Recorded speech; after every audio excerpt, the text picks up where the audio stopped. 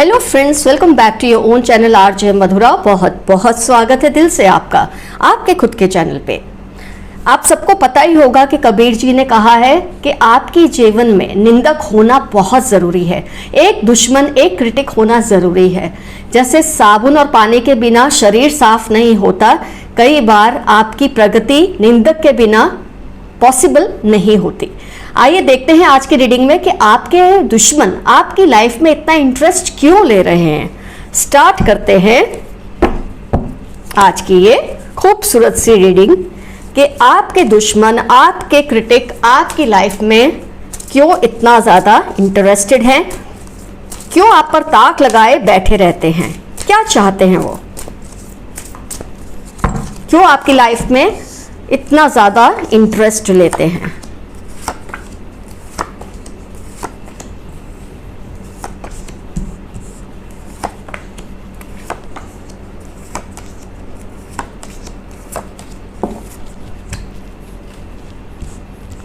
अगर आपसे वेट नहीं किया जाता तो टाइम लाइन में जा सकते हैं और रीडिंग डायरेक्टली देख सकते हैं।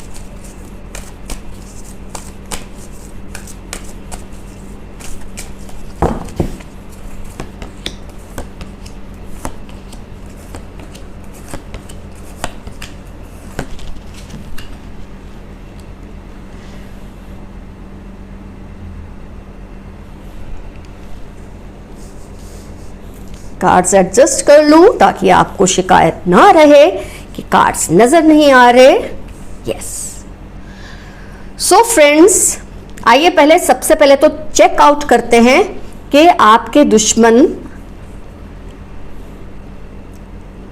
क्यों बनते हैं। पहली बात तो यह है कि आपके इतने दुश्मन क्यों हैं। बहुत दुश्मन है आपके, क्योंकि इतने सारे कार्ड्स, जैसे कि ये 5 ऑफ स्वॉर्ड्स है,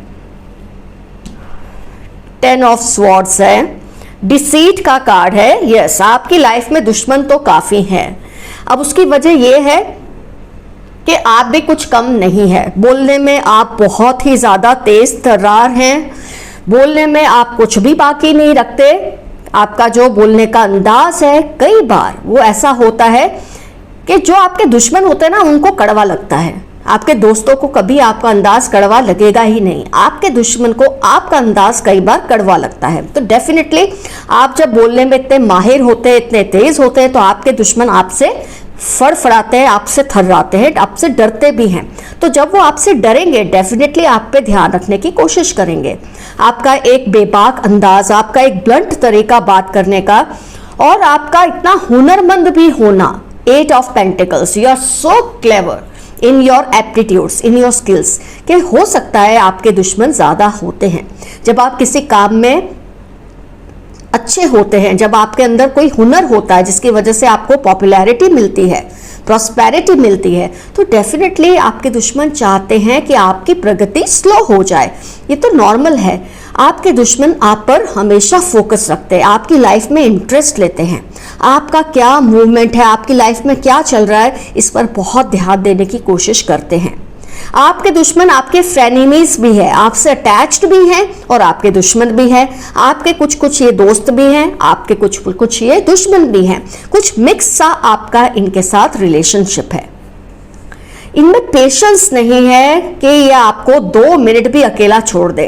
आपकी सोशल साइट जो होती है, आपकी सोशल मीडिया पे जो भी पोस्ट होती हैं, और आप भी थोड़े चालाक किस्म के हैं, क्योंकि आप कोशिश करते हैं कि सोशल मीडिया पे आप ऐसी पोस्ट डालें जिससे आपके दुश्मनों को और भी तकलीफ पहुंचे। तो आप बिल्कुल कामयाब हुए। आपके दुश्मनों को तकलीफ हुई तो उन्होंने आप पर और भी ध्यान रखना शुरू कर दिया। आप कहाँ क्या कर रहे हैं, आपका किससे ज़्यादा उठना बैठना है, किससे आपका अटैचमेंट है, अटैचमेंट, एडजस्टेंट, पॉसिबिलिटीज़, ये सब कार्ड्स दिखाते हैं कि आपके दुश्मन आपकी हर एक मूवमेंट पे, हर एक स्टेप पर नज़र रख के बैठे हैं। आपके वर्क में क्या चल रहा है, आपकी लाइफ में क्या चल रहा है, आपकी मैरिड लाइफ में, लव लाइफ में क्या चल रहा है, आपके सोशल मीडिया पोस्ट से ये सारी इंफॉर्मेशन इकट्ठी करने की कोशिश करते हैं। और जैसे कि मैंने कहा, आप भी बहुत चालाक से इंसान हैं। आप डालते ही ऐसी पोस्ट है जिससे इनको और भी तकलीफ पहुंचे। आप भी अपनी तरफ से सही हैं, कोई भी ऐसा ही करता है अपने दुश्मन को चिढ़ाने के लिए, क्योंकि आप जानते हैं कि आपके दुश्मन आपके क्रिटिक तो हैं, लेकिन इनकी क्रिटिसिज्म हमेशा कंस्ट्रक्टिव नहीं होती। ये आपको इतना ज़्यादा परेशान कर चुके हैं कि अब आपने भी ठान ली है कि आप भी इनको सबक सिखाकर ही छोड़ेंगे।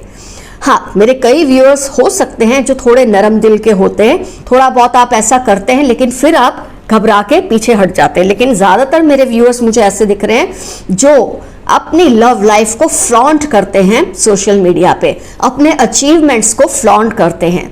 आप अपनी लव लाइफ को, अपने अचीवमेंट्स को बहुत ज़्यादा शो ऑफ करते हैं, क्योंकि आप जानते हैं इससे ही आपके दुश्मन आपसे डर के भी रहेंगे, और आप ये भी जानते हैं इसकी वजह से उनका ध्यान आपके ऊपर रहेगा। लेकिन ये आपका कुछ भी बिगाड़ नहीं सकते, आपको इनसे डरने की कोई ज़रूरत नहीं है। व्हील ऑफ फॉर्च्यून का कार्ड जब आता है, इसका मतलब है कि आपको इनसे डरने की ज़रूरत नहीं है, सब कुछ आपकी फेवर में ही होने वाला है। लेकिन मैं आपको यहाँ पर फ्रेंड्स एक क्या कहते हैं, एक वार्निंग, एक सजेशन मैं दूंगी, एक एडवाइस दूंगी कि आप भी थोड़ा अपना सोशल मीडिया पे कंट्रोल कीजिए। ये जो आप फ्लॉन्ट कर रहे हैं, ये जो आप शो ऑफ थोड़ा बहुत कर रहे हैं, ठीक है थोड़ी देर करिए, लेकिन फिर इसे बंद कर दीजिए। इतना भी मत करिए कि किसी की काली या बुरी नज़र आपकी लाइफ को लग जाए। मुझे ये भी पता है कि कई केसेस में आपकी लाइफ में इतनी हैप्पीनेस नहीं होगी, सब कुछ इतना ठीक नहीं है, लेकिन फिर भी आप ये 5 ऑफ स्वॉर्ड्स और 8 ऑफ वॉन्ड्स दिखाते हैं कि आप धीरे धीरे कुछ ना कुछ इंफॉर्मेशन डालते रहते हैं जिससे आपके एनिमीज आपसे डरें और जले। लेकिन फिर जब आप हद से ज़्यादा ऐसा करेंगे तो ये आपके और भी ये घातक हो सकते हैं। तो आपको जहाँ तक थोड़ी देर इनको चिढ़ाया, फिर आप बंद कर दीजिए। आप भी अपने अंदर थोड़ा पेशेंस लाइए। ये आप पर बहुत ज़्यादा नज़र रखकर बैठे हैं, बहुत इंटरेस्ट ले रहे हैं आपकी लाइफ में। ये चाहते कोई ऐसी बात इनके हाथ लग जाए जिसकी वजह से ये आपको किसी भी तरह का नुकसान पहुंचाए। मैं ये नहीं कह रही हूँ बहुत बड़ा नुकसान होगा, वो तो नहीं होगा क्योंकि आपके कार्ड्स बहुत पॉजिटिव है, लेकिन मैं चाहती हूँ कि आपको थोड़ा भी नुकसान क्यों उठाना पड़े।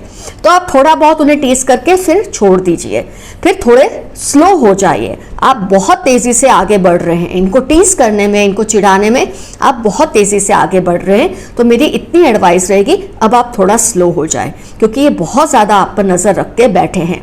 ये आपकी जो सोशल मीडिया या आपकी जो इन्फॉर्मेशन आप बाहर देते हैं, उससे ये बहुत जेलस होते जा रहे हैं।